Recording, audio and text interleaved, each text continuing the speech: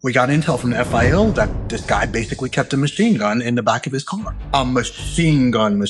He kind of styled himself as modern day Omar from The Wire. It was crazy. What would you say for anti-crime? Why do you think people misunderstand the job of anti-crime, which at the end of the day is not to be petty, it's not to screw people. If it's done right, it's to go after your violent people, and you are going to have incidents when you're only going after a select group of people for the most part that are your more violent criminals and armed.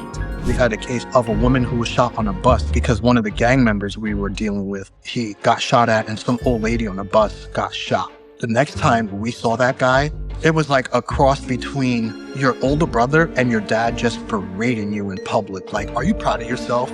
There are situations I know this, and as have I, where we would have legally been justified in shooting somebody, but we didn't for whatever reason.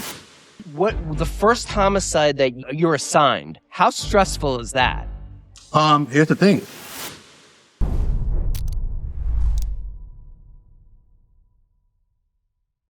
Hi, this is Voices from the Watch. I'm your host, Dave Goldstein, retired NYPD Lieutenant Platoon Commander. And today I have a guest I'm real excited about. He's a guy I had worked with a long time ago, and very respected police officer and then detective. He's retired now as well. He's also was a professional bodybuilder as well, as you could probably tell by looking at him. So Vaughan, Etienne, and thank you so much for coming to the show. You're very welcome. Thanks for having me on. I've seen a couple of these, and I'm very happy that you're doing what you're doing, the way that you're doing it. Thanks. And that means a lot coming from you, honestly. So just for me and Vaughan have not seen each other probably in like 12 years, probably since I left 8-1. But it's been a while. But like I said, I was respected him. It was easy to do. He's a very respected police officer, and he has a ton of experience as a police officer and detective. And we're just gonna get into it. If Vaughan, if you could give a rundown of your career real quick. Absolutely. So I was a class of 2001, the 9/11 class. That's when I came into the police academy after graduating from the police academy after 9 months because we were delayed because of 9/11. I ended up in Brooklyn South in the 7-0, a neighborhood that I grew up in, a neighborhood that I went to school in, a neighborhood that I had family in, a neighborhood I was very familiar with, a neighborhood where I have cultural roots from because I was born in the Caribbean, and it's a very large Caribbean population in the 7-0. A lot of people, I policed a lot of people that I knew. Eventually, I went on to Brooklyn South Borough Crime, where I stayed there for approximately 4 years. Ended up at the quartermaster for 1 year and 9 months. I was one of the cops who was involved in the NYPD steroid scandal with Chief Marino and a lot of other notable names.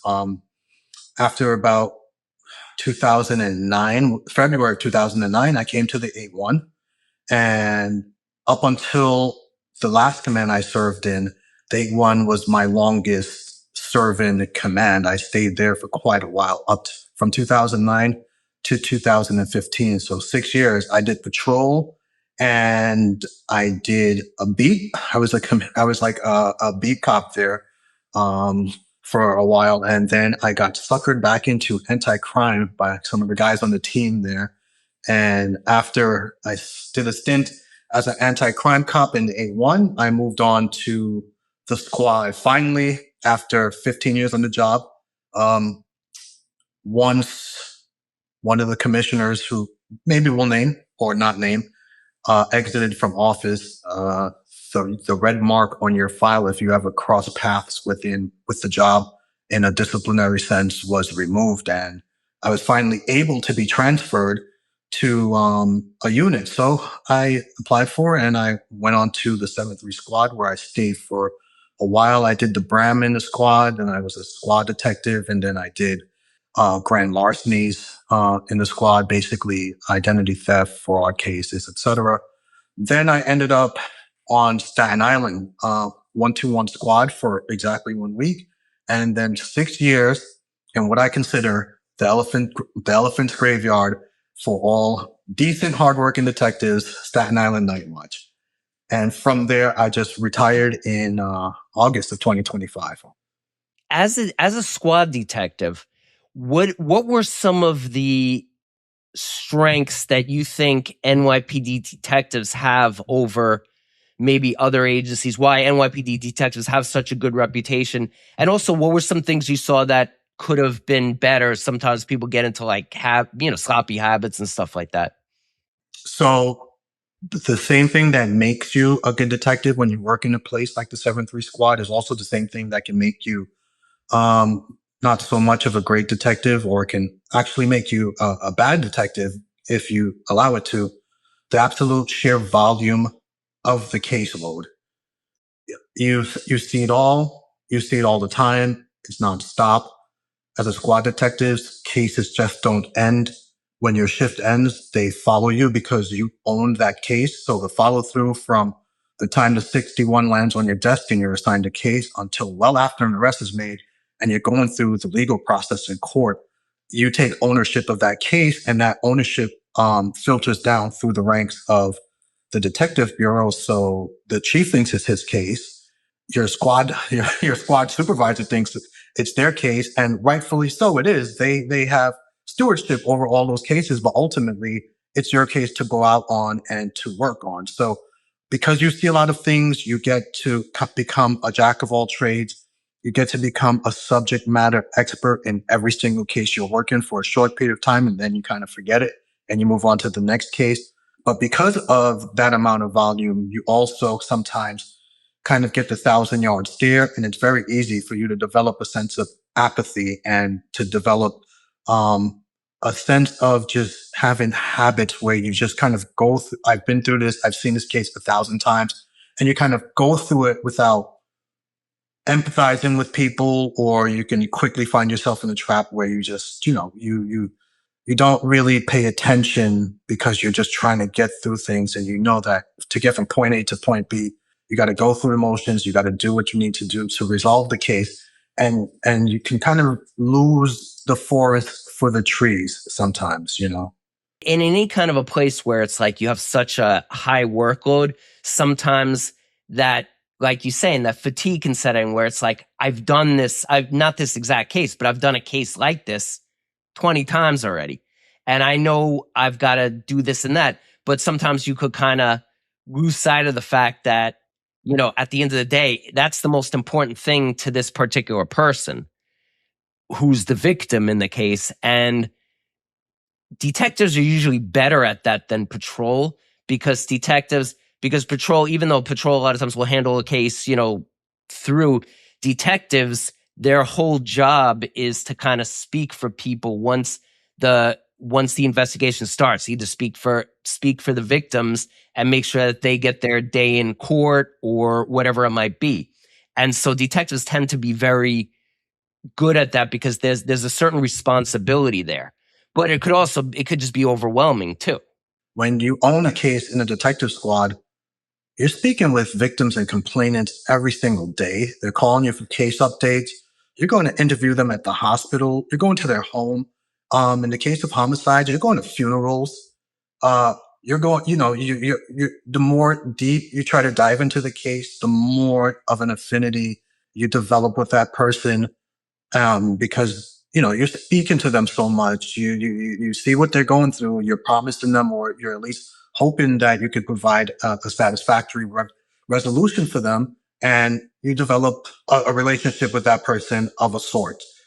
And you always have to keep in sight that you are working for them, and that's exactly what you're doing. And they'll tell you about it. You mentioned that, hey, you've seen the same thing 20 times, not that particular case. Some cases you do see 20 times because if it's a domestic case and and that case keeps lining back on your desk just time around again, and so it's you do develop a deeper relationship with people than patrol, where you just respond, you take a report, you're out of there. You send that 61 off to wherever it lands. Right. Yeah. I mean, and I think that good patrol cops do keep more up on the case and do more follow up, but it is definitely a different job. You know, I mean, I've talked about in my book, Another Body in Brooklyn, how, you know, like at the end of the day, the cops go to a shooting, a homicide, and it's like, you know, the cops are there. The cops aren't going to be investigating that homicide. No, this is going to be the detectives. And so the detectives are kind of the ones that really see the fallout from it. They're the ones who see that, yeah, the cops are like, oh, this guy was a perp. This guy was this or that. The detectives see that this guy had kids. He had a mom who loved him. He had family. And it's like, so you realize that it's a lot more complex than good guys and bad guys. Yeah, I always said when I started investigating cases, and then I got to realize from a detective's point of view, who may have viewed me as a cop when I was an anti-crime cop, a street cop, a SNU cop back in the day, where I would have, where I see how they fall short as cops. I would imagine that was seen of me when I was a cop, because on the other side of that 61, once you drop it in the basket, there becomes a case. And the case is quite different than a caper or a 911 call, and something that you just go to, you put a band-aid on it, you do what you got to do. Hopefully you leave it better than you found it. That case, like I said, spawns this weird relationship and almost symbiotic, uh, association with a complainant, and it kind of changes the way you need to operate. Like as a cop, you can afford to operate that way. As a detective, you cannot, because if you want to be successful, if you want to truly serve the people who are your victims and your complainants, you have to develop a different set of skills and a different way of doing that. Well, it's a different job, and both of them are super important. And the detectives definitely there's definitely a different skill set. And the one thing I will say with cops and detectives, street cops tend to work, as you know, faster, because it's like faster. And I'm not even just talking about rushing jobs. I just mean in general, because the detective is always worried about the case from beginning to end. Like, what we're going to be able, is this going to be admissible? Am I going to be explained to a judge how I was able to get this? But a lot of times on patrol, sometimes it's just about, we got to save a life, or we got to make sure someone's not dying in there. So we might have to worry about that later. Like, okay, well, whereas detectives tend to be more, obviously you have to be more methodical in most cases, because if you screw up the evidence, you know, either getting a statement or physical evidence early on, you screwed up the whole case. It's done. I'm glad you pointed that out. A lot of what you find yourself doing as a detective in the squad, and as I know, I did a lot of that, especially in Night Watch. You have to fix patrols' errors or their lack of training, and so maybe a patrol cop showed a victim a picture in a way that they weren't supposed to. It wasn't put in a photo array. It wasn't. I hate that. I hate when people do that. Right. So now you tainted your identification process, and that needs to be not only fixed, but it has to be addressed, and it has to be disclosed to a prosecutor if there's ever an arrest, because they have to know, so that person gets a fair shake in court. We don't want to violate people's rights by doing a faulty investigative procedure, nor do you want to taint your name or your investigation by not disclosing these things. Yeah.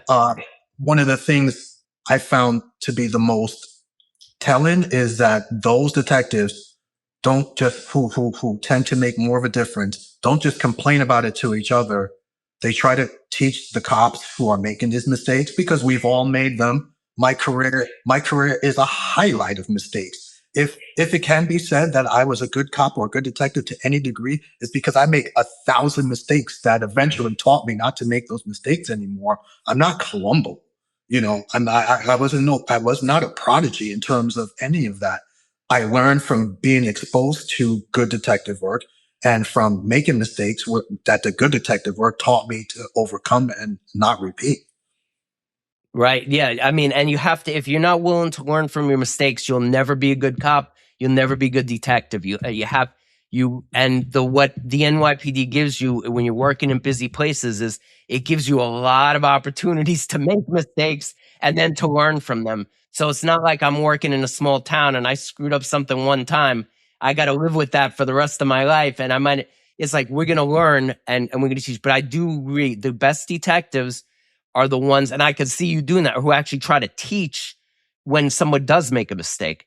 I mean, that whole thing, I've seen detectives do that though, show a picture, and I just, that was always like, that's 101. You can't do that unless it's a known person. It's like they get, if it's her Yeah, husband, maybe it's a and confirmatory then and domestic because is this case. your husband? She knows her husband. You're not screwing Right, up an ID. But if right. it's an unknown perpetrator, you can't do Yes, that. yes, exactly. Yeah. You have to do your photo array or a lineup or something like that, or have them look at, a ton of mugshots or whatever, this or that. Right, exactly. I wanted to ask you, my first memory of you, I don't remember. I remember my first day as a sergeant, right? Maybe it's my second day, but you know how it is, like you've gone to so many jobs, you don't remember 99% of them, but you remember like, okay, it was my first day as a sergeant. I remember. So I hadn't carried the taser before. Uh-huh. I think I carried it when I was in LA sometimes, but I never carried it in New York. So we have a job. It's, I think it was an emotionally disturbed person, or something. I don't remember, but the guy was violent, whatever. And I remember he was coming at me in such a way, like, I guess we get out of the car and all of a sudden I look up and he's like right in my face. So I kind of stiff armed him like this and moved and like, I guess it was kind of right into you. And you just, boom, you just hooked him right. You just hooked him right. But he wasn't hurt, nothing like that. And it was funny because, and then I said to the sergeant, who had time on as the sergeant, I said to him, yeah, do you think I should have tased him? He's like, yes, you should have tased him. And then I said, yeah, I just kind of pushed him. And I said, that workout guy, I just goes, Etienne. I was like, yeah. He's like, oh, Etienne was there. You're fine. but yeah, I mean, like, it's you learn, but you learn from your mistake. I mean, I could have been considered that I did you dirty pushing him in, but it wasn't meant to be. It was You put him where he needed to be. Right. But anyway, so I want to talk about, so when you were in that 8-1, so you did a lot, and you also worked the anti-crime unit, which has since been disbanded and it's also been renamed. Yes. But the thing I think a lot of people don't understand is, like, even hearing you talk about being a detective, you want to give people a fair shake. You're not a guy with an agenda who just like, oh, I want to just clean up these streets of all the dirt and vermin. You see people as human beings, and you have a job to do. Now, for the anti-crime unit, that job, generally speaking, was trying to get illegal guns and also arresting the worst of the worst perpetrators, the ones who are driving the violent crime in your community. And so I remember I saw a newspaper article you were in where you guys got a guy off with a machine gun or something. Yes. Yeah. And I remember I saw that years ago, and then I was just looking because I Googled the anti-crime unit, and that came up that they use that as an example of great police work. And I know the two guys you were with, one of them worked for me and the other I worked with, so what would you say for anti-crime? Why do you think people misunderstand the job of anti-crime, which at the end of the day is not to be petty, it's not to screw people. If it's done right, it's to go after your violent people, and you are going to have incidents when you're only going after a select group of people, for the most part, that are your more violent criminals and armed. One thing I remember, and I worked with a great set of cops and bosses when I was in anti-crime in the 8-1. I think it was some of the most defining times in my career for shaping me and shaping the way. There was a lot of great crime cops. Yeah. Oh my goodness. Yeah. The midnight team ran by Mike Miller were legends. Yeah. He's the man. I was on the Daytor team or the 4x team most of the time. And so what I think is the most striking thing about that people really don't know is that when you come into work, you go through the 61s, the crime reports, you go through a lot of intel, gang intel, you read DD5s, you try to really get a good sense of what's going on. DD5s are the case follow-ups that the detectives are doing. Right. So you're looking at what's going on, where is it happening, who is involved, who are the players, are these people repeat offenders, how are they operating, and you kind of game plan what you're going to do, who you're going to target, when you go out on the street. So if you see a certain person engaging in a certain activity or in a certain area, and a lot of times we started this too. Um, we had sock puppet social media pages. One of the guys I work with, his profile pictures were like of a hot black chick, and all the gang members followed her. They didn't know they were following a cop, a white Greek dude, Mark Zylas. Oh, They, I know who they, you're they talking didn't about. Yeah, know. yeah, Yeah, they didn't know that that was him. So so on their social media feeds, which sometimes would be private, she would be a follower of, and we could go on their feeds and we could literally see them like plotting. Okay, we're gonna go out to Fort Greene and do A, B, and C. So and so got this on him. He's out here, and if y'all come out here, this is what y'all gonna get. We literally would get intel from the horse's mouth themselves. So now we go out on patrol and we see so and so who was just making all of these posts on social media about the activity he was going to engage in or had been engaging in, and let's go talk to him. Let's go jump out the car on them. What's going on? Everybody come over here. We already know you have identified yourself as a person engaging in criminal activities of a certain nature in a certain place at a certain time.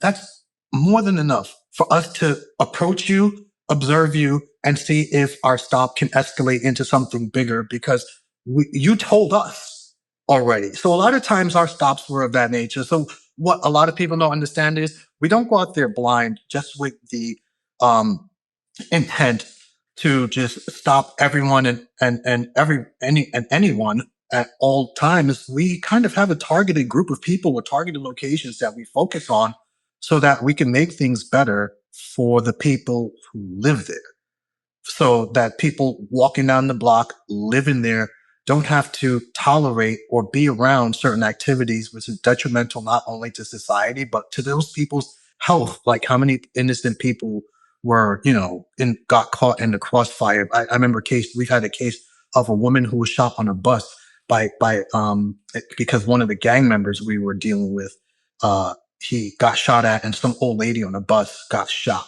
And the next time we saw that guy, it was like a cross between your older brother and your dad just berating you in public. Like, are you proud of yourself? Like, this is the stuff you were doing, and this woman had to pay the price for you. Like, we got out the car, and it was nothing to do with policing. It was, I need to speak to you. Your life choices have terrible outcomes, not only for yourself, but for everyone around you and for people who don't even know you. And you're just, I remember we just yelled at this kid. Like, I was like, if you want to submit a complaint or a CCRB or whatever for me, like talking to you like this, you have my information. Here it is, but you need to hear this. So, a lot of people have the misconception that anti-crime guys are just to jump out boys. They jump out, they pat you down, and they right away. No, no, no, no. At least my team and a lot of the teams in the 7-3, the 7-5, and in Brooklyn, the 8-3. My a good friend of mine, the sergeant, the 8-3 anti-crime unit, Pete Bowlby. We used to be cops together. I know they do things the right way, the effective way, and it doesn't always look great from the outside because people don't always know how the sausages are made. Right. And I worked with obviously the crime guys my whole career. And like even when I was a lieutenant or a sergeant, if I needed to ID someone, let's say someone took off on me, right? Or something like that. Or especially once I had the body worn camera. But even before that, like I would go to them. Right. And they would usually know who the person was. If it was one of our perps, in other words, one of our local people, they would know who he was 90% of the time. And so they would also tell me, he likes to hang out here. Be careful.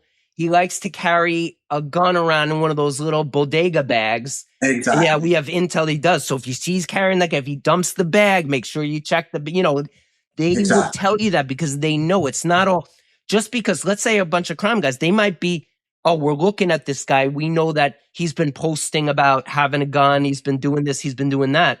And he's a suspect in a shooting.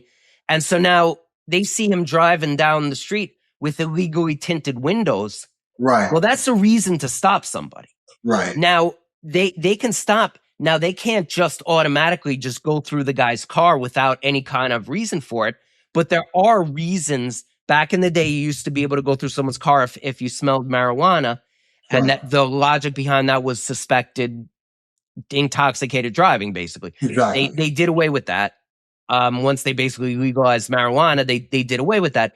But there were other reasons too. There was consent searches. There was also sometimes with the article I was reading when you guys found the machine gun, it was like a step-by-step thing that happened, right? It was textbook. It could be written in the police academy for how we conducted that car stop. And it all started with good intel because as anti-crime cops, we worked very closely with the FIOs, the field intelligence officer. We got a lot of our intel from them. We shared intel from them. We sat in on debriefings from them.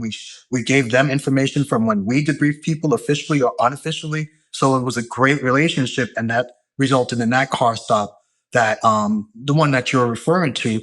And I'll tell you about that car stop.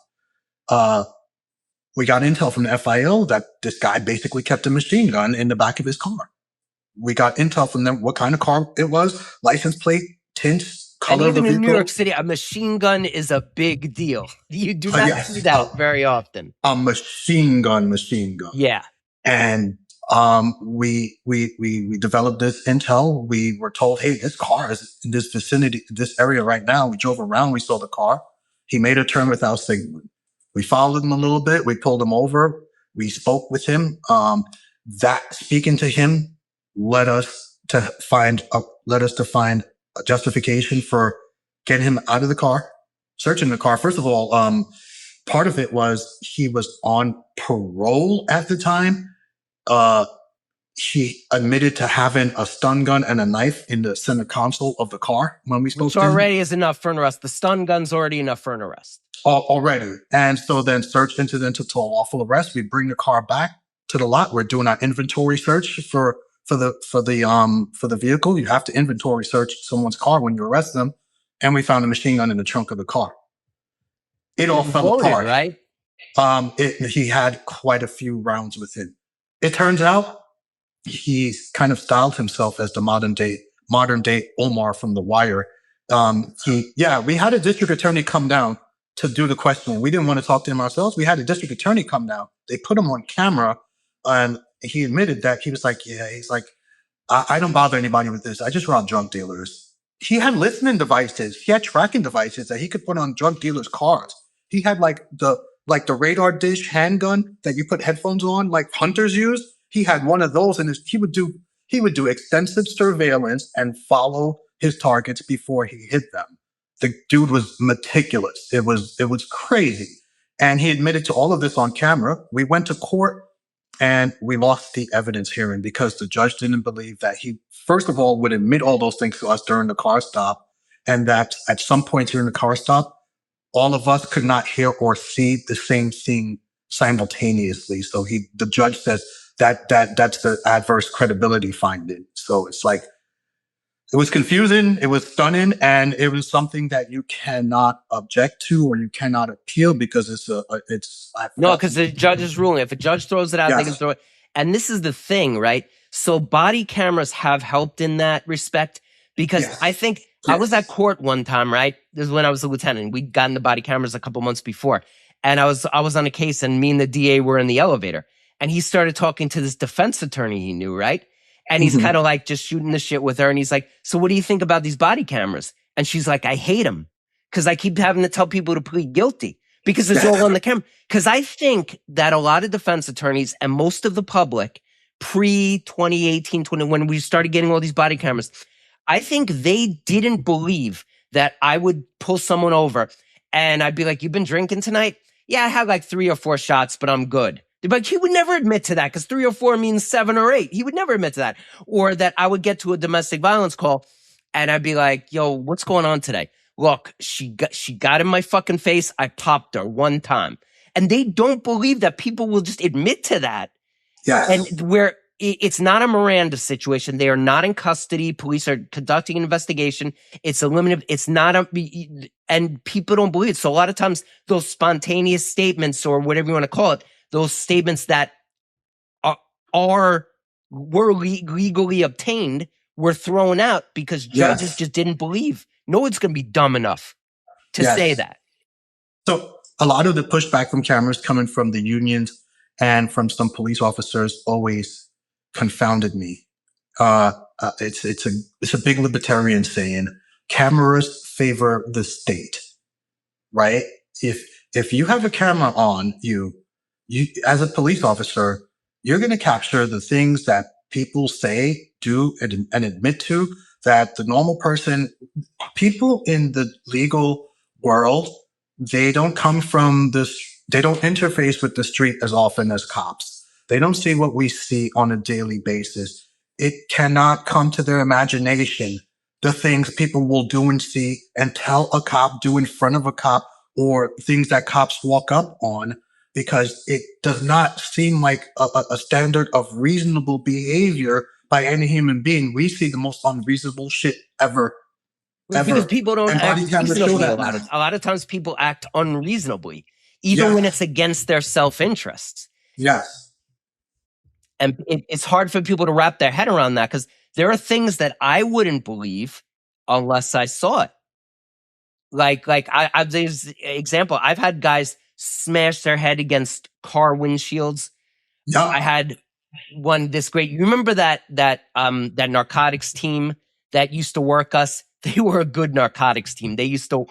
And so when I'd be the sergeant on the desk, of course, I'd have to deal with it, because they were going after the bad people. They were not picking and choosing. They were going after bad people. And I remember one time they bring somebody in, and I look over, and the guy, it was a riot in the cell, because this guy's son got collared. And I had actually been, I'd been hurt with my leg, but I had to run out. I had to go collar one or two people, and we were all like tussling. It was a bad crack, because all these people came to the precinct, and one of the guys, the father, would come to the precinct, career criminal. As they're bringing him into the cells, he just smashes his face against it's wired glass. The door to the cells is wired glass, and he just goes, psh. And I saw it with my own two eyes. But a part of me was thinking, someone just slam him inside. But I saw him do it. It's like because it's so, even though I've seen people do it before, I've seen people smash their head against, remember we used to have the vending machines behind the desk, and people smash their heads in the vending machines, people smash their heads on cars. And it's like, so people don't, that guy got a lot of money from the city because they didn't believe the cops. I saw it with my own two eyes. I have no reason to lie. I freaking saw it. That's what happened. Because people think that people act in a rational manner, and they don't a lot of times. A lot of times, because criminals are not James Bond villains. Right. Your drug robbing guy was a little bit probably like one that. of the closest I've ever seen to that, to be honest with you. In 24 years, he came the closest. What was that? He came the closest to being James Bond like in my 24 years that I've ever seen. I almost let one go because he was so smart. We got a gun off him and everything, but he was so smart and so articulate.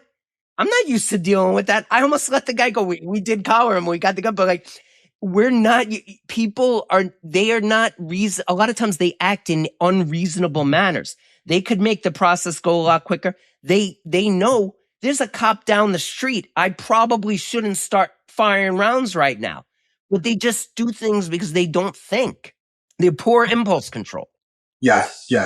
And that's a lot of it is that. But when I want to get back with the crime, so crime guys tend to have more overall. The anti-crime gets in more shootings than the rest of the department. Basically, gets in more shootings and gets in more certainly per capita, if you will, and it gets in more. But the reason is because that's who they're dealing with. Like if I'm a patrol officer, I'm dealing with everything. I'm dealing with that sometimes, but I'm also dealing with domestic, missing people, robberies, street robberies, knives, this or that. Crime is specifically targeting a certain subset of individuals. Yeah, basically you knock on the devil's door every day.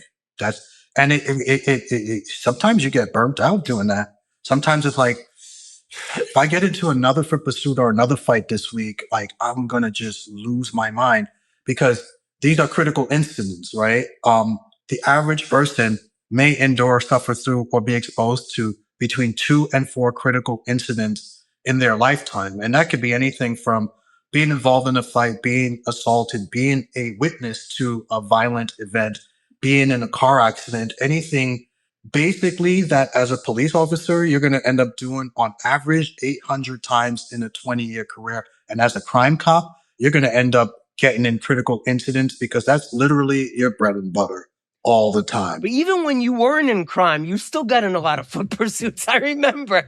Because I worked in Brooklyn North, because I worked You in did know. I mean, 8-1 you in were doing that, Bed-Stuy. and people were afraid of you because they knew that you meant business. I don't mean that in a bullying kind of way. I just mean that they knew that you had a sharp eye, and you weren't going to let people get away with stuff. You weren't concerned about petty nonsense, but you weren't going to let people get away. You weren't going to turn a blind eye just because you were working by yourself or this or that. I know. Well, you know what? It's good cops always find themselves in trouble. And when I say trouble, I mean they always find themselves in the shit because it's like, I don't mean to say we're all superheroes, but like Batman seeks out the bad people, right? Like Yeah. as a good cop. Batman gets into a lot of uses of forces, a lot more than you do. Let me put it this way. As a good cop, in order to properly serve people, you have to put yourself as the bulwark, the barrier, or the shield between the innocent and the guilty or the bad. So the more you have an instinct to be in places where you need to protect people as individuals or protect society, the rules and laws of society, that means you're going to come into conflict with those trying to break it. So the better of a cop, the more instincts you develop as a cop, the more you're going to find yourselves in those situations. Right. And not looking the other way. There are cops who, let's be honest, who will look the other way with things. They know this guy's going to fight me. Definitely. I'm not going to deal with it. You can't look at it that way. You have to look like if this person needs to be arrested or summoned or stopped or whatever, they need to be. Whatever happens after that, that's on them. And that's unfortunate, but you can't look, you can't go through your career worrying about what might happen. Right. What was that movie? Oh man, with they're bank robbers and they were dressed as nuns in nuns masks, and that they went to rob the bank. They got out with machine guns, and there was a old timer cop in his patrol car. He looked at them. They looked at him. He looked at them. He was like, the town. the town. Yeah, And he just said, yeah. not today. Yeah. Like, yeah, I know. That guy, I tell you what, that guy looked long in the tooth. He probably deserved to do that at that point. But, you know, more times than not in your career, you cannot be the guy always trying to look the other way because that's just, you know, listen, man, if you want to run around dressed like Superman every now and again, you got to save Lois Lane. You know, you got it. Yeah. You can't just wear the uniform. Right.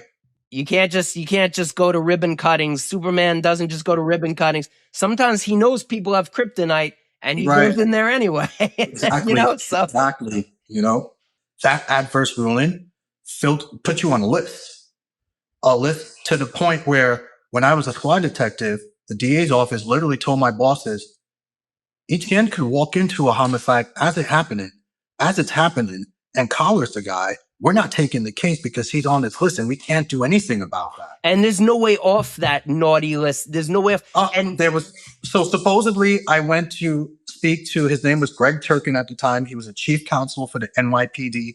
And, we spoke about the case. He says, I completely disagree with this ruling for all of you guys on the team who ended up subject to this horrible ruling. He says, but there's nothing we could do to address it. He says, so everyone on the list, we take a deep dive into what caused them to get on the list. And when we dove into what caused it for you guys and we analyzed all the facts, we decided that as an NYPD, we're not going to do anything official to you guys or bar you from pursuing anything on this job. You're all good with us. Go out, you know, go forth and prosper. You know, go out and keep doing what you've been doing. But the district attorney's office, because they were very progressive, took a different approach to that. They decided that anyone on this list is bad press. There's a possibility that, you know, our batting average will suffer because the cases may not go the right way. So we're going to protect ourselves and we're not going to have anyone on that list kind of get high profile cases. I just want to talk about that again with this test on this because I know people who are on it now. People who worked for me as cops, where I consider them like babies, like innocent babies, who I know for a fact that they did nothing wrong. And I worked with you, and I worked with the two other guys who you with. All of you are stand-up individuals. And we're not talking about a Mark Furman case here. We're not talking about where, you know, you were accused of planting evidence or this or that, or you ever, it's nothing like that. All it is a judge saying, I find it hard to believe that you saw what he saw, or whatever his like. When I've had that, and I've seen judges don't have the best bullshit meter a lot of time, because I've seen judges. I had a case one time, a bench trial, where the victim was totally legit. Turns out the victim was a black guy, suspect was a white guy, and this is South Jamaica, so that like never happened, like whatever. And he beat the case because he didn't believe the victim, and it was just like ridiculous. And it's like, it's the same thing. Like, he just doesn't like the anti-crime. So he's like, I don't believe that this would.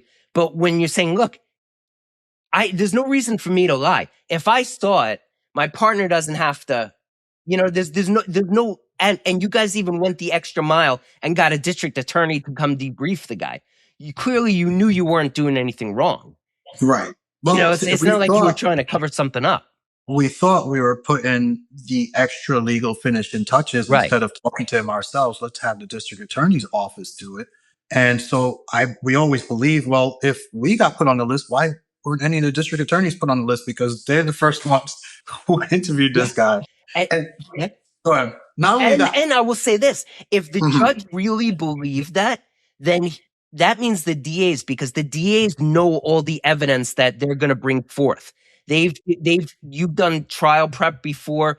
They know all the evidence, and not just trial prep, but like evidence hearing. You do prep for that, so that they knew all the evidence that was going to come forth. Exactly. So that would also mean that there was this big conspiracy with the DA who doesn't owe you anything. Exactly. You can just drop the case, and it's nothing to them. They have one less case they got to worry about, and it would have to be this almost conspiracy, which is so. Like you said, it would have to be the DA this was a map hearing, an evidence hearing. It would have to have been the DA who prepped us, who ran through the testimony with us, and he basically knew what we were going to say, how we were going to say it, and which is what we ended up saying. And that guy had to say, like the judge, because he has the same human brain as a judge. He could tell what doesn't sound reasonable, what sounds like a lie or not. That guy was like, that's the testimony we're going with. That's awesome, guys. Phrase it this way. Not only that, but he said, the guy who prepped the case said, I like that not all of your stories match the exact same way, because it shows me you guys didn't get together to put your heads together to formulate a story. So yeah, you tell it from your perspective. You tell it from your perspective. The judge said in his mind, nah, these stories are too different. Everybody would have the same story. I don't find this credible. And it was like, all right. I knew some cops, right, who got on that list too, and they didn't do anything wrong. It's always a judge who puts them on, who just says whatever. But their issue was that, okay, so you're in a crime team, right? So you're doing a lot of stops and you're doing a lot of target stops. So by the time this case goes to an evidence hearing, this could be 6 months, 8 months later. It could be a while later before it goes to an evidence hearing.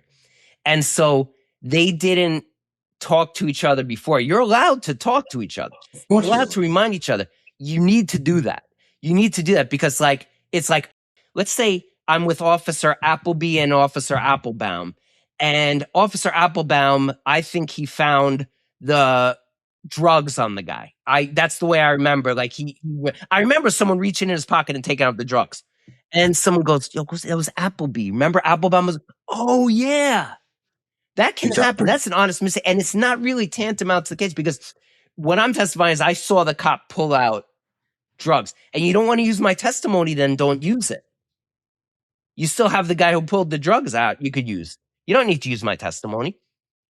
And not only that, everyone in in criminal justice knows and understands that you can have 5 people witness the same incident. Not all 5 of those people are going to have the same perspective and the same recollection of that incident. So the fact that that wasn't accounted for, and the fact that we didn't test a lie and still ended up with this, what I consider to be a ridiculous ruling, to this day, it confounds me and frustrates me. But, listen, sometimes Superman gets framed by Lex Luthor to be the bad guy, right? I'm going to keep going back to the comic book analogies. Yeah, but it is true. But what I respect about you is that, you know what, some guys that happens to, and some guys get something like that, and they just say, oh, the job's bullshit, the job sucks, I don't want to do it anymore. You kept doing the job because you know it's an important job. You know that was a bad decision and it screwed you. But at the same time, it's really not about you. You are getting paid by the city to protect people. And that's an important job. And so even if we've all had our times when we hated the job, when we were like, oh, the job is sucks, but you still got to keep doing it because you are getting a salary to keep working. And you have one of the most important jobs in the country, which is defending people. I know when someone's being robbed, there's someone crazy in the street screaming, people call 911. They expect someone's going to come and help them. And if you don't have that, society can't function. And just like and they expect that if something happens, they're going to, that their allegation is going to be investigated to the fullest. And that hopefully there'll be somebody brought to justice for it. But you need cops to do that. What doesn't help is cops to just say, oh, the job is BS. I hate it. What's the point? Because sometimes like I would have things like sometimes DAs will like send you a letter after a case is resolved. And like that you might have testified or you might not have, but you were involved in it. And so sometimes I would in roll call, I would show the letters to the cops. I'd be like, hey, remember that guy we had for that robbery? He actually wound up getting 9 years, which we never would have thought he would have gotten it. Or, and like just showing that it does work out sometimes. A lot of times it doesn't, but you have to go with every case, just like domestics. Usually domestics never make it all the way, but you have to go with every case. Like it's the most important case. And like, this is going to be the one. And sometimes it will be. And it's a lot of times it's not the cases you expect. Sometimes the strongest, I mean, I'm not saying but sometimes the cases where you have a repeat offender and you have strong case. And sometimes for whatever reason, defense attorney's job is not to come to a truth. Defense attorney's job is to create a reasonable doubt no matter how they have to do it.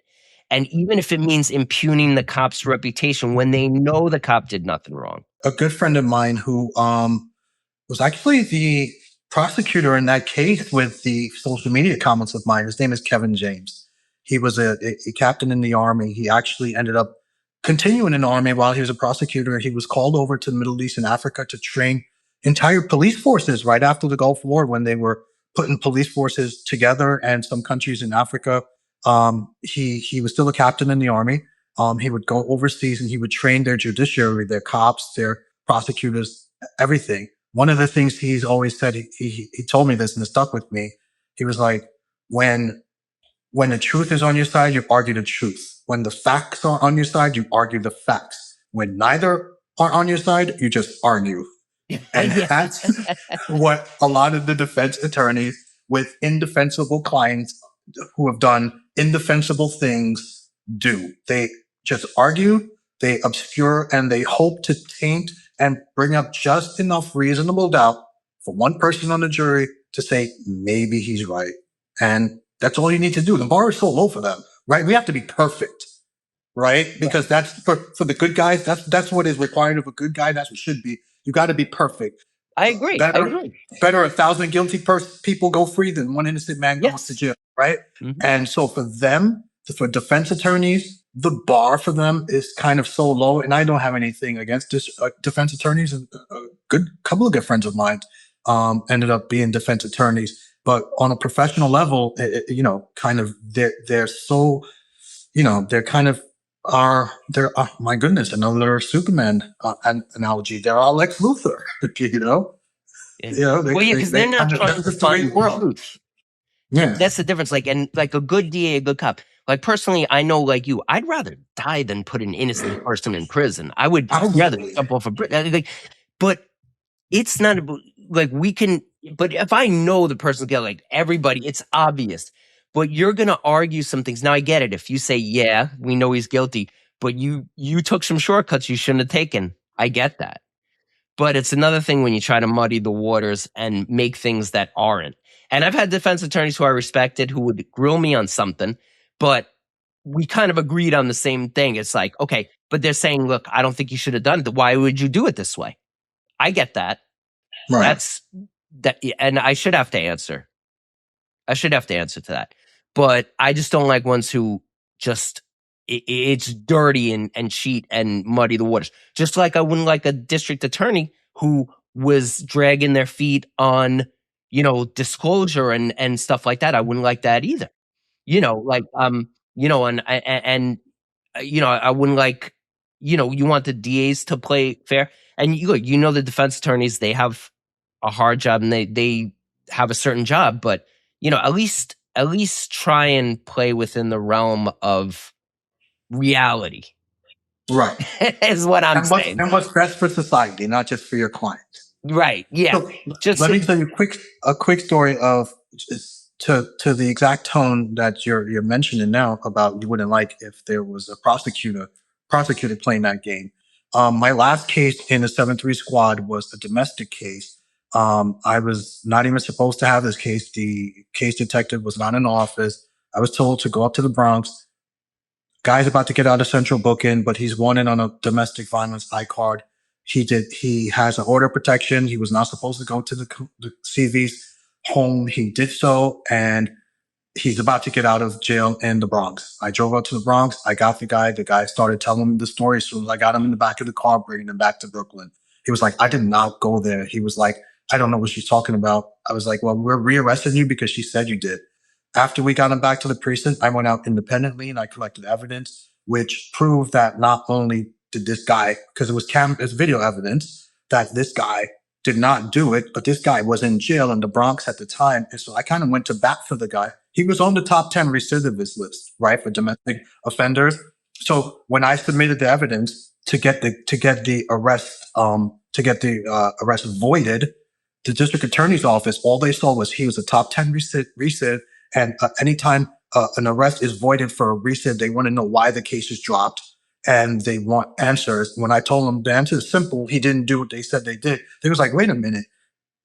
Why are you making an arrest anyway? You're on the naughty list. You're not supposed to, much less having our guy on our recidivist list not being prosecuted for something he didn't do. They raised a whole stink about it, not only because a guy on the recidivist list who was truly not guilty got away, but why am I the person who made the arrest, who found it necessary to go out and prove the innocence of an innocent man? And they made such a big stink about it. That's when they ended up giving me the option. You can't work in Brooklyn anymore, bro. Do you want to just go work in Queens? I was like, I live in Staten Island. I'm not going to work in Queens. That's a punishment for doing the right thing. I'm absolutely not going to Queens. They was like, well, do you want to just go to work on Staten Island? I said, I would love to. I don't have to commute anymore. I would love to. And that's how I ended up on Staten Island. You turned lemons into lemonade. But yeah. That's the thing. It's like, and so people hearing this guy was a bad dude, straight up. He's a bad person. He's probably these guys who are the domestic violence recidivists. Right. I've had a couple of them. They're not just abusing one woman. They've got 4 or 5 different women that they're abusing and terrorizing. It's not just one. It's several. Some of them are pimping out, but they're doing it. Some of them are very young girls. They've got more than one. They've all got multiple ones. And he's a very bad dude. But what you're saying is, it is what it is. If he didn't do it, he didn't do it this time. That's it. So, and you can't let politics come in the way of that. So, and I think most cops have that. If you don't have that mentality, you shouldn't be a cop. But, most cops have the mentality. What cops get mad at is when people, like I said, when you have the case and then you have some judge who takes in just this view of it that makes no sense. Like what happened to you, or that, that they have maybe some axe to grind with people. You want your good cops. You want people who are going to do the right thing for the right reasons and be honest. That's the ones you want out there doing the work. Absolutely. It's, I'll say it like this, and you can tell I'm a comic book nerd. And I'm going to quote from the Batman movie. You either die a hero or you live long enough to see, you either die the hero or you live long enough to see yourself become the villain. Right. And sometimes it's just honestly the consequences and the results of always putting yourself out there to do the job that you believe in the way it should be done. Sometimes, you're going to have to endure these slings and arrows. It's not right. It's not supposed to be that way. But you know what? Being a good guy all the time is never supposed to be right. It's never supposed to be easy. That's what defines the good guys, the ones that do overcome and keep going over all the barricades and obstacles put in their way, even the legal ones by judges, by people who ostensibly mean you no harm, but end up hamstringing your case or your career.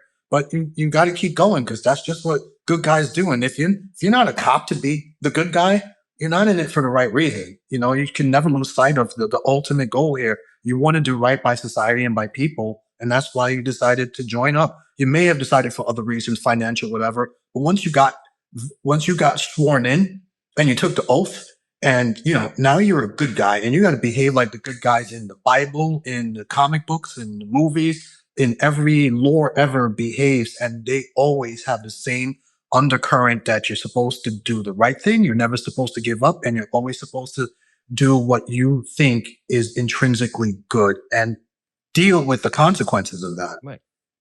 And look, in case anyone's watching this and say, well, this is a cop who got screwed over this and that. Look, at the end of the day, he was a highly respected cop and detective, and he's getting his pension. So at the end of the day, it did work out, right? But he always tried to do the right thing. And yes, you are putting yourself more at risk doing the right thing, taking a stand. But if you're not willing to do that, you should not be a cop. And that's the important thing, that you take a stand. I mean, I think a lot of people, and like we were kind of talking about this a little bit, like a lot of people are like, oh yeah, no, the job sucks now, this and that, and blah, blah, blah, blah, blah. Now, I can say that, yes, the job has gotten harder. It's gotten harder. In some ways, it's gotten better, but in a lot of ways, it's gotten much harder. However, you know that going in. And so you're making a decision that you're willing to put up with that, because at the end of the day, it is a great job in terms of the benefits, in terms of what you get to see that no one, think of all you've seen that nobody, like, it's better than any comic book. Absolutely, absolutely. At the end of the day, and at the end of my career, I was blessed to never had to have fired a shot in anger in 24 years. Working in some of the places that I worked, that's damn near a miracle. Having been shot at multiple times myself, I've never had to fire a shot in anger. I've never had to take anyone's life, thank God.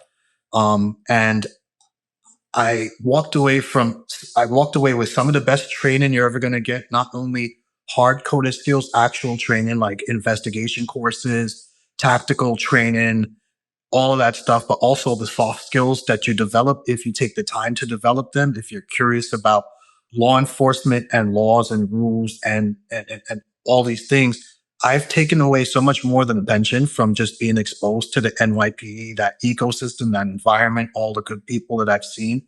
And yes, obviously I've walked away with some detriments. We all walk away from this job with some sort of low grade PTSD. There's no way you survive over 800 critical incidents in 20 plus years without having to strip away something from you over time. But I consider all the things that I was given by being a cop in NYPD to be completely worth whatever was taken from me in that time. And yeah, I could sit here and I could talk bad about the job in some of the ways I got screwed, but you know what? This is life. And you have to learn to overcome things, and you have to learn to put things in their right perspective. And I'm not here to wave a flag and cheer for the NYPD by any means, because I can sit down and tell you stories, but you know what? It's not what heroes do. It's not. Yeah, and at the end of the day, if you're back in New York, I know you're now living in New York now, but if you're back in New York and you call 911, you want, like I said in my last one, you want some can-do Kennys. You don't want some sullen Sallies who are going to be like, oh, we really can't do anything. It's so hard now. Everything's so against us. You want people who are going to try and help you. Yes, yes. So you mentioned something. Number one, that you've seen shots fired multiple times, and that you've been in a lot of situations. Now, people don't understand this either. There are situations you've been in, I know this, and as have I, where we would have legally been justified in shooting somebody, but we didn't for whatever reason. Maybe at the last second the guy dropped the gun. Maybe this or that happened. But we've been in those situations. So this the NYPD is one of the least trigger happy departments, I think, in the country. Absolutely. And Absolutely. well, when you see something that's a mess up, like a lot of times there are friendly fire stuff in the NYPD because you have a lot of cops and you have small area. And I do think that the fact is that when that happens, you can't teach common sense. Anytime I've been in I've been only a couple situations in my career where I was, started to pull the trigger, and luckily something always happened at the last second. But every time I was pointing it at the person that was going to be the target. You can't just shoot a gun, not looking at what you're shooting at. And that's what it comes down to. You're not going to shoot someone if you're going to see them, unless it was a situation where you're like doing a movement to fire where I'm popping up and your partner pops up at the last second, which I don't think any of these that happened. You're not going to shoot someone if you're looking at what you're shooting at. You're not going to shoot your partner. You shouldn't. And so there is a certain, like, not losing your head and having a degree of common sense. I think in that, knowing that, if you have to have a target. You never shoot a gun. Like, there have been times maybe when you could have shot, but you're like, I don't have a target. I don't, it wouldn't be safe for me to do so. It'd be worse than, the best thing to do would not be to shoot. That's why a lot of times when you're clearing stuff and people are walking behind you with their guns drawn, a lot of times when we had burglars and stuff, I'd be like, you guys put your guns away. Me and him will have our guns out. You don't need to have your guns out. Because let's say something did happen. I don't want you shooting from behind me. What kind of jobs do you think a lot of times you kind of knew going in, or even specific jobs, this is going to be a problem, but it's got to get done anyway? Man, the patrol wise, it's always domestics because emotions run high. People lose their sense of rationality. And just as a police officer showing up in your domain, your home, to handle your domestic affairs that have gotten out of control, there's always a little bit more of resistance to things in situations like that. Anything that involves families, relationships on patrol, when you're going into there, you need to be fully aware of that can easily escalate into something dangerous. Quite obviously, situations where a crime has been committed, you're getting multiple calls and you're showing up, people are fighting and things have happened. Of course, your head's gonna be, on a swivel for things like that. But sometimes you just get a regular domestic call or an EDP and you go in there, and sometimes you're in someone's home dealing with their family, and they themselves, situations like that quickly can come out of hand. Anti-crime wise, you made mention of this in one of your previous podcasts. Anytime you're in a situation where a guy uses his child or children as a shield to protect him from the consequences of his own bad actions, is not only something you have to handle with a sense of delicacy, but you have to handle it at the same time with a sense of immediacy and firmness, because you cannot let that child continue to be in the presence or physical custody of someone who's going to use them that way. And you have to find a way to extract that child from that situation as delicately as possible. And sometimes that means not delicately at all. But it's the better of the options rather than to have A, this person get away with his bad actions, or and B, to let that child continue to be put in a situation where he or she is being used as a shield. So, and now you have in real time to figure out how it is you're going to do that. No judge, no prosecutor, no defense attorney is ever going to have to be in a position, thank God, to have to make that decision. You are. You're the cop. You got to figure out, what am I going to do? What's the best thing to do to help this kid? You know what? The only thing to do is to jump on this guy and grab this kid away. And that looks awful. No, it does. Five, Sometimes six, that's the seven, only way. eight blue uniforms. If it's immediate, if you don't have talking, if talking isn't work, like he's moving and he's walking towards a car, right? You're out of options. Out of options at that point, and you care more about that kid than he does. Absolutely, at that point. Absolutely. But you'll never forgive yourself, and nothing bad ever happens. Like, it's like that you dealt with. I guarantee you, it was like you did it, but you care more. But so you're making a decision that looks horrible, And also, that's going to sound horrible, look horrible. And also, that could go bad. But it's going to definitely go bad if you do nothing. If you do nothing, it'll definitely go bad. And so you're saying, you know what? At the end of the day, the buck stops with me. Yeah. I'm the adult in the situation, and I have to do something to protect this helpless person, little person. You know? And yeah, like I agree. And when you go into people's houses, even not just domestics, but anytime you go into people's houses, people Yeah. don't like it. And people, Exactly. people, and you don't know what's in the next room. You don't know who's in the next room. Can't tell you how many times someone came out of a room and we had no idea they were in there. We've been in there 20 minutes. It's like, and it's some cops got killed that way. A couple of years ago, guy goes in a room, takes out a gun and, shoots them. And, that's also because families, when they call, they're not always forthcoming about everything. Sometimes they're scared. Sometimes they're trying to help their person, but they're not always forthcoming. And that can get you. That's why cops are very suspicious. Cops have to be suspicious. You can't be too cynical where you don't believe anyone, where you're Right. like my favorite Simpsons thing is Chief Wiggum being like, oh yeah, sure, the aliens were in your backyard. He hangs up. He's like, oh sure, yeah, the three clowns robbed you. He hangs up. Oh sure, you were beaten and robbed in the subway. Sure, and he hangs up. Like, well, that probably happened, But so you can't be too cynical. People talking about robbing drug dealers, like your guy, your Omar from The Wire guy. So what people don't understand is that's not actually a victimless crime, because anytime bullets start flying in a city, you don't know who's going to be hit by them. And we've seen it with kids hit by strays, innocent people hit by strays, strays going through a window. A lot of times when like going through a window, going through anytime bullets start flying. That's why the Punisher, everyone loves the Punisher.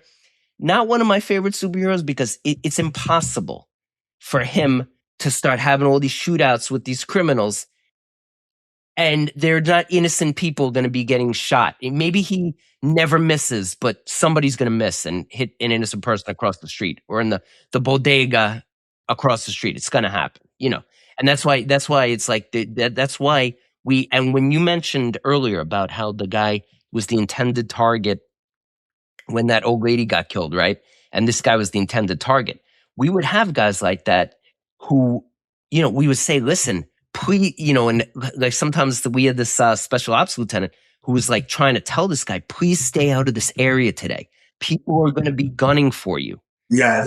It was by the Baisley projects, and the guy, the special ops lieutenant, is like, he specifically goes to talk to him and his mom. And he's like, please, and this guy's a major perp. He was responsible for a lot of shooting, but also he's not only a danger in what he does, he's a danger in just that he's walking down the street and he's a target because of all his shenanigans, that innocent people a lot of times will be the ones who are going to get that bullet that's meant for him. And so they beg, please don't. And the other thing people don't understand is cops don't like people shot. Even criminals, we don't like it. You were in the squad. You didn't want to take shootings. No. Nobody wants to take shootings because we know anytime bullet flies, it's not like in the movies where it turns out like a child molesting rapist, who everyone hates, right? We all do. We hate him, right? It was like, is walking down the street and someone pops him in the head once and he's dead. And there's like, that doesn't happen. First of all, they never get there, but exactly. Bullets are flying and anybody could be hurt and anybody could be killed. And then you have retaliation for that. Yes. Retaliation. And then every time someone gets killed, the circle of grief, right? Someone's always going to mourn that. Someone's always going to be upset by having seen it or witnessed it or been in proximity to it. And, it's a trauma that radiates outwards and into you as the first responders, because you're showing up, you're dealing with having to see it, smell it, walk through it, hear and feel the palpable grief in the people. You're absorbing all of that. So you have to be out of your mind if you ever wish that on anyone, because then you have to go and you have to mop all of that up figuratively and literally, so no, absolutely. Yeah. And I think some people like just say, like, I heard this lieutenant one time, he was saying, Oh, I never saw an innocent victim in all my years in the one precinct he was talking about, right? An innocent shooting victim. First of all, that's not true. That's not true. But it's not true. But it happens. It happens. Mistaken identity and just bullets flying, and you don't know where they're going to go. And these guys are not good shots. A lot of times they miss their intended target. And these guns suck.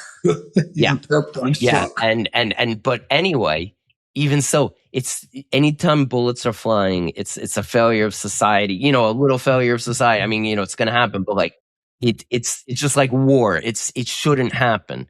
And bullets flying, it's a tragedy. It's very dangerous for everyone, and there's no good that can come out of it. Right. And I think that's why, like New York, like once again, yes, we've had some situations where there's been some problems, but like overall, New York is very untrigger happy. NYPD, For such a large force, especially. What was that? For such a large force, just by sheer numbers. Yeah. Yeah. Sheer numbers, like we tend to sometimes take more chances than we would take in knowing that it would be a bad thing for the shooting, like more chances. And, like we tend to, but I will say that, that when something does happen, sometimes a shooting's a bad shooting, but sometimes people make things out when they're not really thinking critically and they're not really saying, listen, what would you have done in the situation? I mean, like, but yeah, we have to call things out when somebody does something that's clearly wrong. We'll be the first ones to call it out. Like when we're like, no, that was just messed up. Like I never would have done that. I don't subscribe to the fact that you never second guess. I mean, you don't second guess if it's a weird situation, but if it's a queer situation, you can kind of say, no, I think that was a mistake, I also never subscribe to the school of that you can never criticize not only a cop's actions, but a department's actions or department policies. Sometimes you'll see the unions blindly do this because that's their job and that's who they are. But you as an individual in this profession, if you want to safeguard, gatekeep, and have the best of this profession proliferate, then you have to be willing to stand up and say when wrong is being done, this is good, this is not good. If something is borderline, then we have to let the facts bear out. But when something is clearly not good, it's in the best interest of the profession, and you show yourself to be a good advocate of the profession by not just blindly backing someone who's clearly done something wrong. It's okay. You should want the best for your profession, and you should want those who are not performing the best for the profession to be addressed in accordance to their sins. If it's really bad, you want them out. If it's borderline and that person just needs better training, he needs to be embraced, he needs to be taught better, then we should do so. But like never criticize it. You will never grow if you don't get criticized. You will never do better if you don't get called to the front of the congregation to explain your actions and atone for your sins. So I've never been one of these guys who just blindly always, back the blue. No, you want the blue to be better, then it has to be looked at, scrutinized, and continue to evolve in the best ways. Right. And now there's some people I will say that have gotten a raw deal and that I back 100%. Like this, I feel so bad for this narcotics sergeant. I don't know if you heard about it. A guy was trying to they did a buy and bust. The guy tries to leave. Listen, we've all had people run on us. We don't get that mad about it. It happens all the time. Especially around 2018, everyone started fleeing on traffic stops. And so when we start, trying, especially crime would do this too. We'd try and box them in, taking bigger risks to ourselves, but just trying to lessen the chances of them, that they're going to, and especially crime would do this a lot, that they're going to take off. But because no, we're not going to chase him. It's too dangerous. But this guy on a motorcycle, he starts speeding towards a group of people. I think some cops and some civilians. There's a cooler on the ground. He happens to pick it up. He's speeding towards them. That's death or serious damage. He throws it and knocks the guy off, and the guy winds up dying. If he was just driving down the street, 100% the guy should be prosecuted. But no, that's a judgment called death or serious bodily injury. Right. That is not a situation where he should be in bars or even fired. And that's a disgrace. And that's a judge making the wrong decision and making that he knows is wrong, because even the judge admitted that he knew that he was speeding towards people. He just didn't like the way he went about it. The judge knew better than about how to stop it. But like, it's like I could yell and warn them. Have you ever been in a situation where someone's about to hit someone by a car with a car? You're like, it's like, or you might yell, you're not going to articulate yourself very clearly in that situation. Like, watch out. And then by the person, someone says, watch out, what, watch out, what? The guy's already hit him. But that's the great danger of this profession. You may sometimes be called in the blink of an eye to make a decision like that, and depending on the outcome of it, you can find yourself in that position. It is true though that you could do something the right, and a lot of times it's in that kind of a situation, it's the guys who are the good ones. But what all these unions never really concentrate on, and they always defend the cowards, the people who don't act, like the people in Uvalde who didn't run in, the people in Parkland who didn't run in. And these unions always defend those people.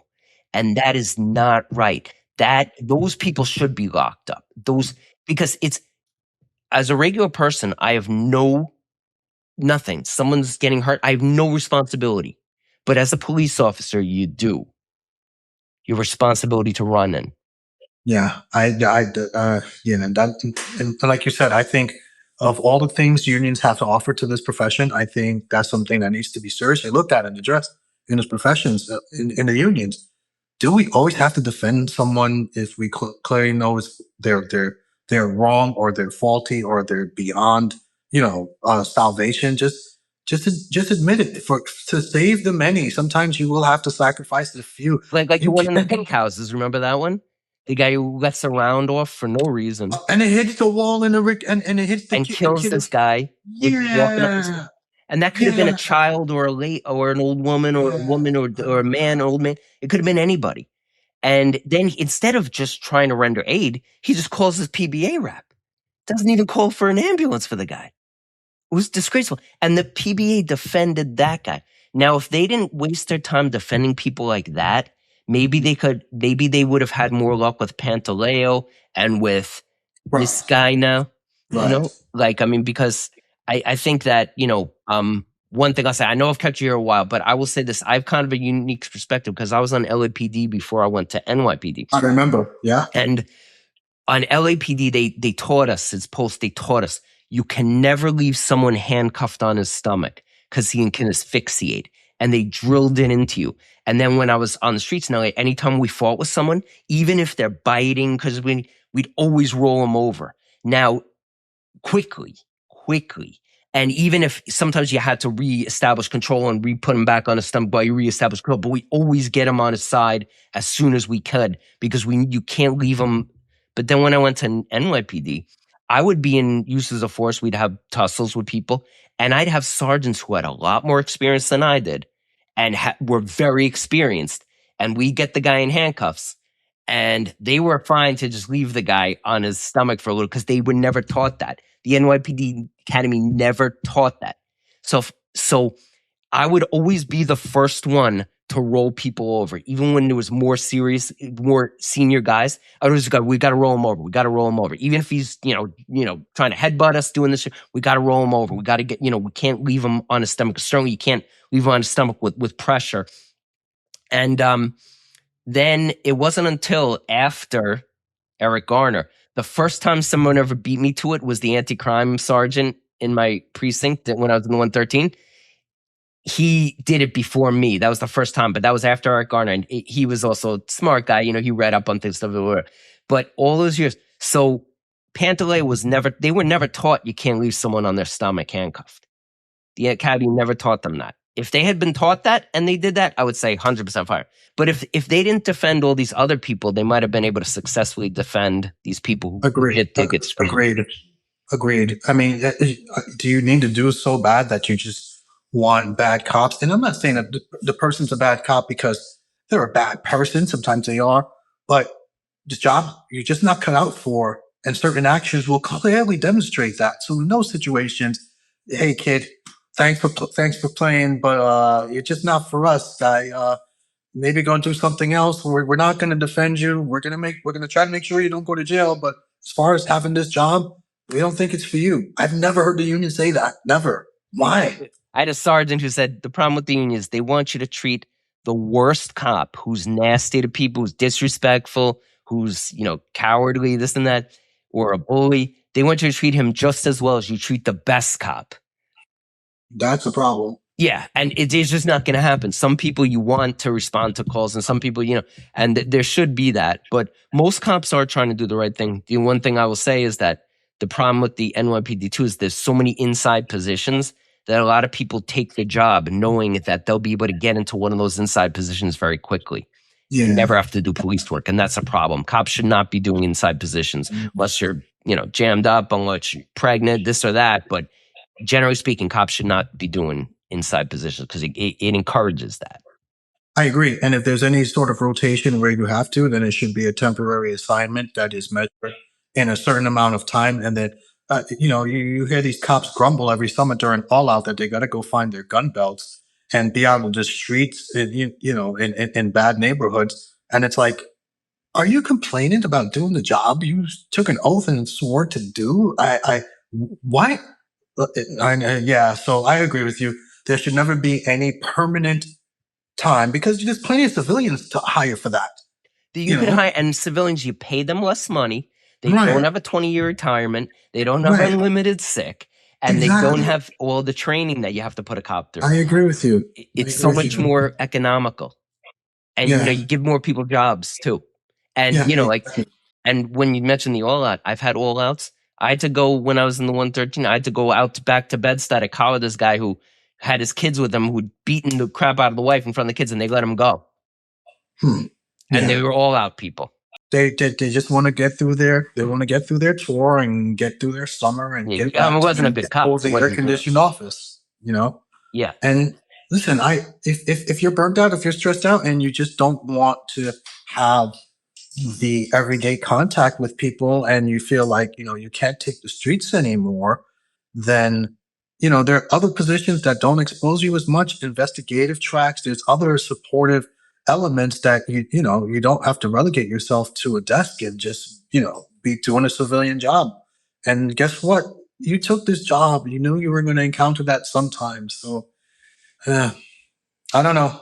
I feel for people both ways, but at the end of the day, you're a cop. You have a gun and a shield. You know what you're supposed to be doing. Yeah, I mean that's what we expect, because that you're going to be the one who you're going to be doing something. You're going to be investigating crimes, or you're going to be responding to crimes. You're going to be responding to emergencies. You're going to be doing something. You're going to be buying drugs. You're going to be planning to running people who are buying drugs. You're going to be doing something like that. I mean, not buying drugs to buy drugs, but to bust people. Right. Yeah. I joke all the time. I said, by the time I ended up my last 6 years in night watch, I called myself a third responder, right? Because basically after they would call 911, after all is said and done, then they would call the night watch guys like, hey, let's get night watch out here to take care of this. And by the time you showed up, and you didn't carry a caseload, you didn't get exposed to as much as you ordinarily would. And it's relatively quiet on the midnights, especially out on Staten Island. Well, Staten Island, yeah. Yeah, so like 90% of what I end up doing 90% less actual detective work out there, but no, you know why? No one wants to work midnight. No one wanted to do that. So fortunately there was a spot for me there where I could slow things down at the tail end of my career, but I was definitely still exposed to a whole lot. And when the call came in, you had to go. You got to hand the case off to the detective squad in the morning, but that's you need a night watch everywhere. Night watch is lifesavers. Sometimes, Absolutely. I mean, if you didn't have night watch, it would be, you have to have that, because the detectives generally work the 8 to 4, 4 to 12 shifts, kind of like so. But from 12 to 8 or whatever the hours are, you need someone. You get a homicide, you get a particular. I've had times where night watch came out, and we were able to identify a perpetrator and apprehend the perpetrator. Night watch is definitely essential, and it's not the glorious job, but it's such an important job. It really was, because like you said, during those scary hours of the night, when you need a detective, you really need a detective. You Because can't that's when the withhold them. weirdest, craziest things happen. And believe me, they do. Even on Staten Island, they really do. And everything's spooky on those hours, especially over the winter. 3, 4 in the morning when something weird happens, it's just spooky. Yeah, please. If I ever decided to go your route and write a book, it would be about some night watch capers. Good lord. Okay, well, listen, I've kept you a while, and like this has been an awesome conversation. What would you say to someone just starting out, knowing that there's a lot of challenges, but there's also a lot of rewards in the job? Please do understand that at the tail end of this job, everything that is offered to you in terms of not only retirement, medical benefits, the exposure to be able to get some world-class training to develop yourself in the profession. You won't find these opportunities in any other department anywhere. So take advantage of every opportunity for everything they want to train you on. Work on developing your soft skills, your ability to deal with people, to empathize with people, to be able to take command of a situation, to present yourself. Number one in all of that, do not lose track of your humanity. You're going to see a lot of things that at times, and even I struggle with it now, like you build up this wall of indifference to protect yourself from constantly having to rub against the friction of these critical incidents. In it, you can't lose your ability to see humanity in the people you're dealing with. It's not just another junkie. It's not just another skell. It's not just another mope. It's not just another runaway. And sometimes it feels like it is, but like when you find yourself losing track of your humanity and not dealing with people as human beings, then you kind of need to remind yourself that, and it sounds cliche, but that's someone's kid. That's someone's son. That's someone's brother. That's someone's mom. That's someone's dad. So to the best of your ability, and I'm saying if you end up being able to do that 3 times out of 10, where you normally would have only done it 2 times out of 10, that's still a win, but try. Try not to lose track of your humanity and try not to let this job scrape you down to the point where, you're not able to see that in people anymore. Right, because it's not always easy, like you said, and we've all done it. We've all had times when we just, say, "Oh, what, will this Absolutely. guy," or but it is important to try and remind yourself of it. And Try. Be yeah, conscious of it. that's Be all. But it conscious of doesn't it. mean It's you're a going to bad person happen. because you have those thoughts. Right. It's normal. It's going to happen. Just try to make it, like I said, if it was gonna happen 7 times out of 10, let it only happen 6 times out of 10 and try to get better and better. But don't ever come to the point where 10 times out of 10 you're approaching things that way. Right, because then you're gonna approach even people who you normally would think, "Oh, this is terrible." You're just gonna it's gonna carry over if you do it too much. But and that is not to say that you don't be tough when you have to tough. And as like obviously when you have to put hands on someone, when you have to do this, when you have to change someone, you're Of still gonna course. do it. It has nothing to do That with goes it. without saying. It's just about after all that's said and done, it's about understanding that people are human beings. And even if you were fighting with someone and they bitch you, they spit you, whatever, it's like at the end of the day, sometimes you can just treating them humanely, treating them like a person. Sometimes that'll, make The next best time cops can easier. do both. The best cops can handle business in the streets, and the best cops could empathize with people and see them as human beings. And you really see that anyone you've ever considered a great cop had the ability to do both those things in equal measure. Yeah, definitely. And some people you're just gonna hate. You are, Yeah, you are. absolutely.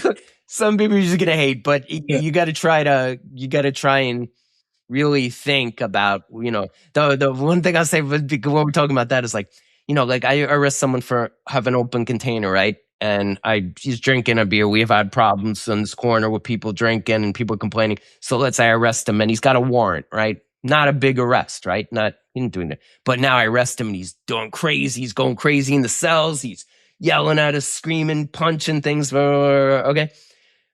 Versus, then a cop arrests someone for like molesting a kid, right? Really bad crime, right? Really terrible crime. And you say, all right, well, how was he during the arrest process? Oh, he was a gentleman, an absolute gentleman. It's like, wait, you molested a kid. Just if they're acting out on us, as long as we're not being hurt too bad or anything, it's better than them doing something terrible to a civilian, Exactly. Yeah. Yeah. We are the thin blue line between bad guys and the civilians, are we not? We're supposed to take those blows. Yeah. I mean, we're gonna take those blows. We try to mitigate it. But yeah, at the end of the day, when you put on that uniform, your safety is less important than the civilian safety. That's just the way it is.